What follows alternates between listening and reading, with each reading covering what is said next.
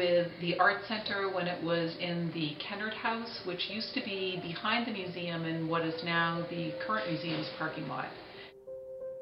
And it's an old Victorian house, late Victorian house, and it had a resident ghost, which I knew from the time I was a teenager taking art classes at the Art Center, but I had never experienced a ghost before.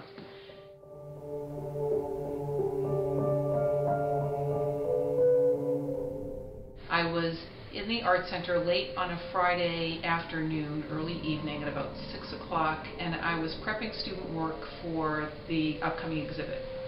And it involved just making sure everything looked fine, and so I had all the student work in front of me, and I had, erasers so I could erase fingerprints and things like that.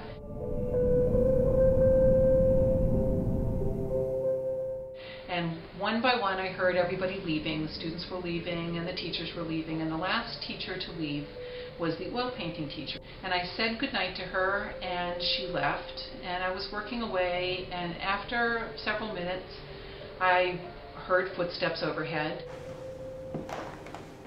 and thought to myself, well, that's odd. I thought I was the last person here. Obviously not. And I continued to work away for maybe a minute more, and it slowly dawned on me that I was the last person in the Art Center, at least the last person that was alive in the Art Center.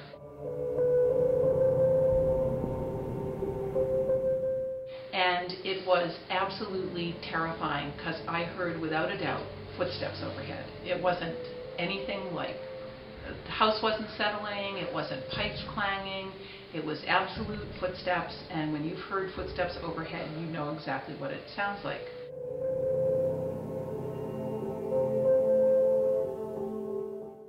And I just pretty much froze for a minute, and I quickly as I could gathered all of my materials together. I did not want to look up. I took everything that I had and I walked as quickly as I could with my head bent and down the hall, out the door, got my key out, locked the door, and never once looked up because I was sure that I heard the ghost. I was convinced that I heard the ghost, and I knew that I did not want in any way, shape, or form to see the ghost. And I went home. I checked with the oil painting teacher on Monday to find out if in fact she was there, and she wasn't. She assured me that no, she had said goodnight to me and she had left, which was even more terrifying.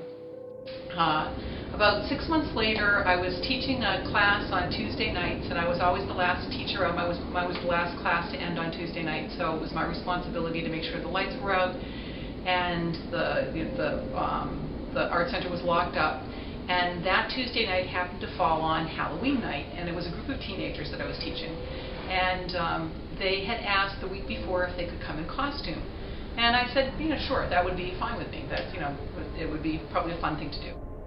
And one of the students, whose name was Sarah, came as the Grim Reaper.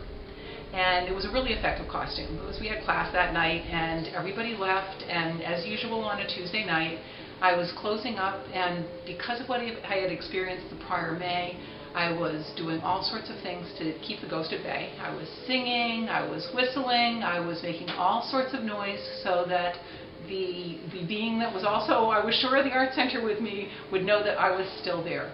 I walked down the stairs. I'd finished cleaning up, and I walked down the stairs, and I turned the corner to go down the hall and leave the Art Center when around the corner came the Grim Reaper.